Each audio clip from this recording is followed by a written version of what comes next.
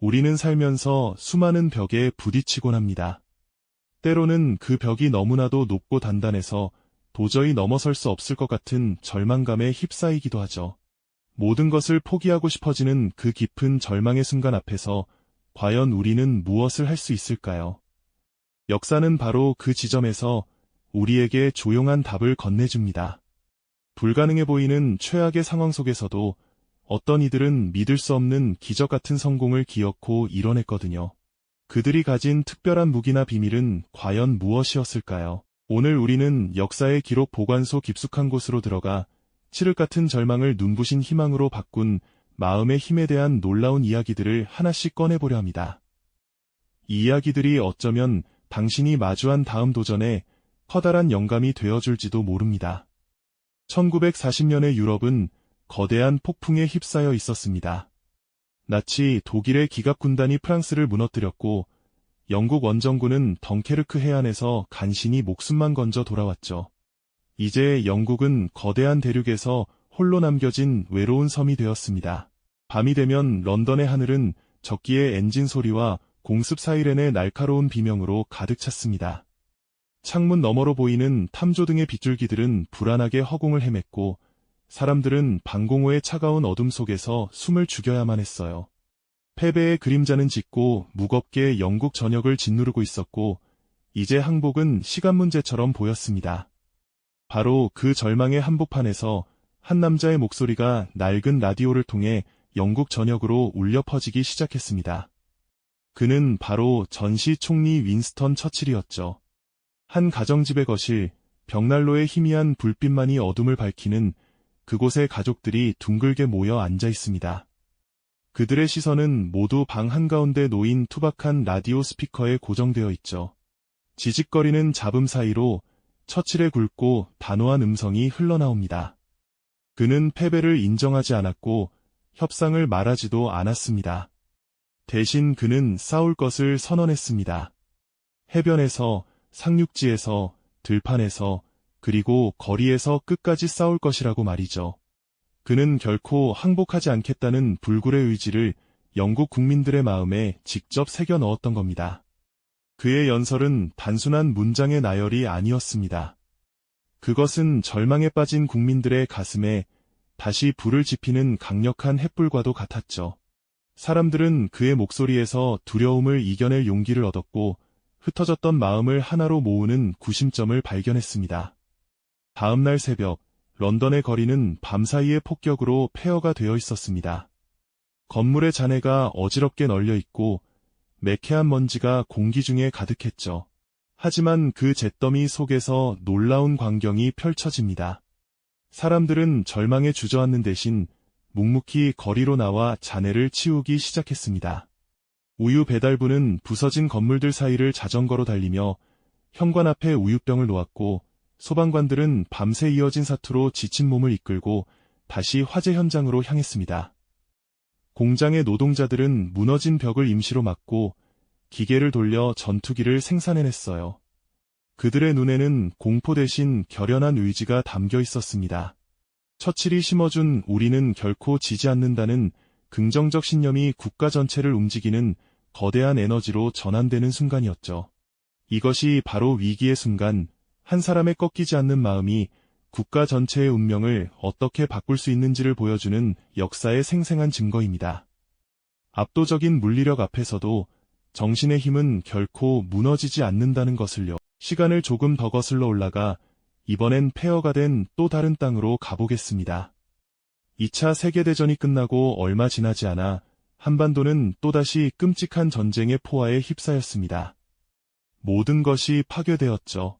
도시에는 건물의 뼈대만 앙상하게 남았고 농토는 황무지로 변했습니다. 다리는 끊겼고 공장은 멈춰 섰습니다. 당시 대한민국은 세계에서 가장 가난한 나라 중 하나였고 많은 이들이 외국의 원조 없이는 하루를 버티기 힘든 상황이었습니다. 사람들의 얼굴에는 깊은 절망과 무력감이 새겨져 있었죠. 해외의 전문가들은 이 나라가 다시 일어서는데 최소 100년은 걸릴 것이라고 비관적인 전망을 내놓기도 했습니다. 미래가 보이지 않는 잿더미 위에서 과연 희망을 이야기할 수 있었을까요? 하지만 이 절망의 땅에서 기적 같은 변화의 싹이 트기 시작했습니다. 그것은 우리도 한번 잘 살아보세라는 소박하지만 간절한 외침에서 출발했죠. 하면 된다는 강력하고 긍정적인 믿음이 꽁꽁 얼어붙었던 사람들의 마음을 서서히 녹이기 시작한 겁니다. 그 믿음은 곧 전국으로 퍼져나간 새마을운동의 정신적 기반이 되었습니다. 이른 새벽, 농촌마을의 확성기에서 경쾌한 음악이 울려 퍼집니다. 그러면 남녀노소 할 것 없이 모두가 삽과 괭이를 들고 마을 공터로 모여들었죠. 그들은 함께 땀 흘리며 좁은 농로를 넓혔고 초가집의 지붕을 더 튼튼한 자재로 개량했으며 마을을 가로지르는 작은 하천에 다리를 놓았습니다. 이것은 정부의 강요가 아닌 더 나은 내일을 만들고 싶다는 주민들의 자발적인 연대와 참여로 이루어진 변화였어요. 그들은 가난을 숙명으로 받아들이지 않고 우리의 손으로 극복할 수 있는 과제로 여기기 시작한 것입니다. 이 거대한 긍정의 에너지는 도시의 공장으로도 이어졌습니다. 경제개발 5개년 계획이라는 국가적 목표 아래 공장의 굴뚝에서는 밤낮으로 연기가 피어올랐습니다. 젊은이들은 가족을 위해 그리고 조국을 위해 기꺼이 낯선 타지에서 고된 노동을 견뎌냈죠. 그들은 작은 작업대 앞에서 쉴 새 없이 재봉틀을 돌렸고 뜨거운 용광로 앞에서 굵은 땀방울을 쏟아냈습니다. 부산항과 인천항에는 수출이라는 글자가 선명하게 찍힌 상자들이 산더미처럼 쌓여갔고 이 상자들은 거대한 배에 실려 세계 각지로 뻗어나갔습니다. 특히 서울과 부산을 잇는 경부고속도로 건설 현장은 그 시대의 상징과도 같은 공간이었어요. 수많은 노동자들이 맨몸으로 산을 깎고 계곡을 메우며 불가능해 보였던 길을 만들어냈습니다. 그들의 땀과 헌신이 모여 대한민국의 경제를 일으켜 세우는 대동맥을 완성한 것이죠. 전쟁의 폐허 위에서 시작된 할 수 있다는 믿음이 결국 한강의 기적이라는 이름으로 세계를 놀라게 한 겁니다. 이제 시선을 한 개인의 이야기로 돌려보겠습니다.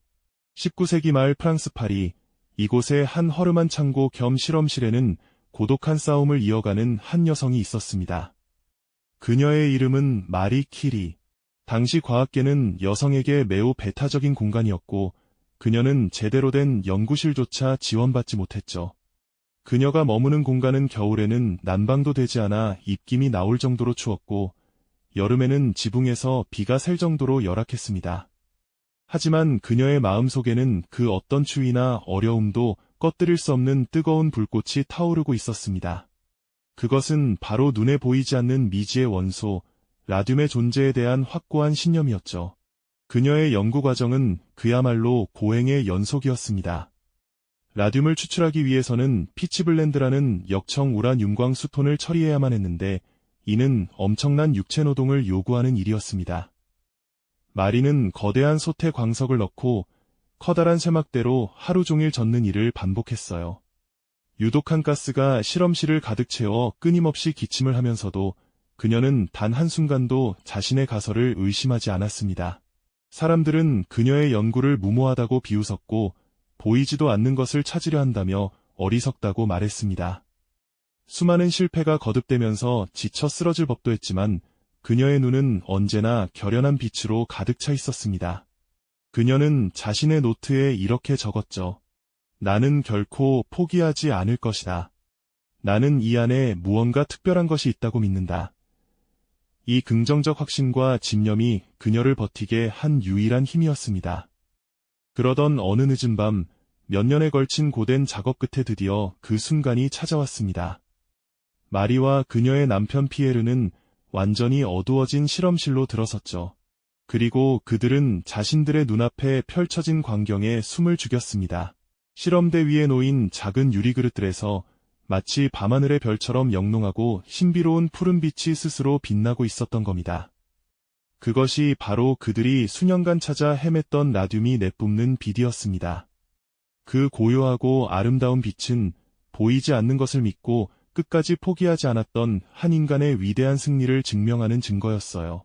이 발견은 단순히 새로운 원소를 찾아낸 것을 넘어 원자물리학이라는 새로운 시대의 문을 활짝 열었고 인류의 과학 발전에 거대한 족적을 남겼습니다. 열악한 환경과 사회적 편견이라는 절망 속에서도 꺾이지 않는 긍정적 신념이 얼마나 위대한 성취를 이끌어낼 수 있는지를 마리 퀴리의 삶은 온몸으로 보여주고 있습니다. 결국 이 모든 이야기들은 하나의 강력한 진실을 향해 모아집니다. 국가적 위기 앞에서 국민을 하나로 묶었던 처칠의 연설, 전쟁의 폐허 위에서 경제 기적을 일군 한국인들의 땀방울, 그리고 낡은 실험실에서 인류의 역사를 바꾼 마리 퀴리의 집념까지. 이 모든 위대한 성공의 이면에는 눈에 보이는 물리적인 힘이나 압도적인 자원보다 훨씬 더 강력한 원동력이 자리하고 있었습니다. 그것은 바로 인간의 마음속에 존재하는 할 수 있다는 긍정적 신념과 결코 꺾이지 않는 불굴의 의지였던 거죠. 절망적인 상황은 그 자체로 끝이 아니라 오히려 우리 안에 잠재된 가장 강력한 힘을 깨울 수 있는 기회가 될 수 있다는 것을 역사는 끊임없이 우리에게 가르쳐주고 있습니다. 어쩌면 당신의 삶을 바꿀 가장 강력한 무기는 이미 당신의 마음속에 있는 그 믿음일지도 모릅니다. 오늘 이야기가 흥미로우셨다면 구독과 좋아요를 통해 저희와 계속 함께해주세요. 다음 시간에는 우리가 미처 몰랐던 또 다른 역사의 비밀 속으로 들어가 지식의 퍼즐을 맞춰보겠습니다. 결국 이 모든 이야기들은 하나의 강력한 진실을 향해 모아집니다. 국가적 위기 앞에서 절망에 빠진 국민들을 하나로 단단하게 묶었던 윈스턴 처칠의 그 쩌렁쩌렁한 연설, 전쟁의 참혹한 폐허 위에서 맨손으로 시작해 세계가 주목하는 경제 기적을 기어코 일궈낸 수많은 한국인들의 뜨거운 땀방울, 그리고 낡고 허름한 실험실의 차가운 어둠 속에서 인류의 역사를 영원히 바꾼 마리 퀴리의 고요하지만 끈질겼던 집념까지. 이 모든 위대한 성공의 이면에는 우리 눈에 보이는 물리적인 힘이나 압도적인 자원보다 훨씬 더 근원적이고 강력한 원동력이 자리하고 있었습니다. 그것은 바로 인간의 마음속 깊은 곳에 존재하는 할 수 있다는 긍정적인 신념과 그 어떤 시련 앞에서도 결코 꺾이지 않는 불굴의 의지였던 거죠. 절망적인 상황은 그 자체로 끝이 아니라 오히려 우리 안에 잠재된 가장 강력하고 순수한 힘을 비로소 깨울 수 있는 하나의 거대한 기회가 될 수 있다는 것을 역사는 수많은 페이지를 통해 끊임없이 우리에게 가르쳐주고 있는 셈입니다. 지금 우리가 마주하고 있는 크고 작은 어려움들 속에서 우리는 이 역사 속 인물들과 국가들이 온몸으로 보여준 그 특별한 마음가짐에서 아주 중요하고 실질적인 교훈을 얻을 수 있습니다. 어쩌면 문제는 우리를 둘러싼 환경이나 조건의 불리함이 아닐지도 모릅니다. 진짜 문제는 그 상황 앞에서 스스로 한계를 긋고 불가능하다고 단정해버리는 우리 자신의 마음일 수 있거든요. 위기는 마치 파도처럼 언제나 우리 삶에 찾아오기 마련입니다. 하지만 그 파도를 타고 넘을지 아니면 그 파도에 휩쓸려 가라앉을지를 결정하는 힘은 놀랍게도 결국 우리 자신의 내면에 있다는 사실을 기억해야 합니다. 처칠이 라디오 마이크 앞에서 느꼈을 그 엄청난 중압감, 경부고속도로 건설 현장에서 다이너마이트를 터뜨리던 노동자의 결연함, 그리고 푸른 빛을 내는 라듐을 처음 발견했을 때 마리 퀴리가 느꼈을 그 벅찬 희열은 모두 다른 시대, 다른 장소의 이야기처럼 보이지만 그 본질은 하나로 연결되어 있습니다. 바로 불가능의 벽 앞에서 가능성을 믿었던 마음의 위대한 승리라는 점이죠. 역사의 거대한 수레바퀴를 움직인 것은 언제나 소수의 영웅이나 선택받은 이들만이 아니었습니다. 오히려 이름 없이 쓰러져간 수많은 평범한 사람들이 마음속에 품었던 작은 믿음의 불씨들이 모여 거대한 횃불이 되었을 때 비로소 세상은 변화하기 시작했습니다. 런던의 방공호 안에서 서로의 손을 꼭 잡고 처칠의 연설을 듣던 이름 모를 가족들, 파독 광부와 간호사로 떠나 낯선 땅에서 예와버리에 헌신했던 우리의 아버지와 어머니들, 그리고 마리 퀴리의 연구를 묵묵히 지지하고 도왔던 그녀의 남편 피에르 키리처럼 말이죠. 그들은 모두 역사의 주인공이었습니다. 그들이 가졌던 것은 대단한 능력이 아니라 더 나은 내일이 올 것이라는 소박하지만 굳건한 믿음 하나였습니다.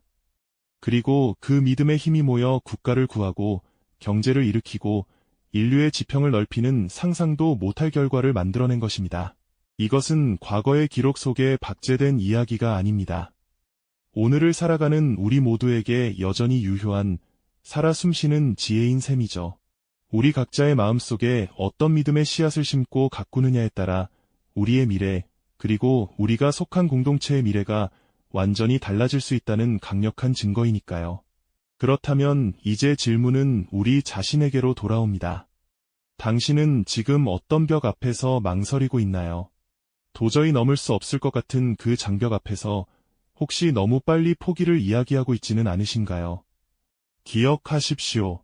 런던의 시민들은 무너진 건물 잔해 속에서도 다음날 아침 배달될 우유를 기다렸고, 우리 할아버지 세대는 전쟁의 잿더미 위에서 세계를 향한 수출의 꿈을 꾸었습니다.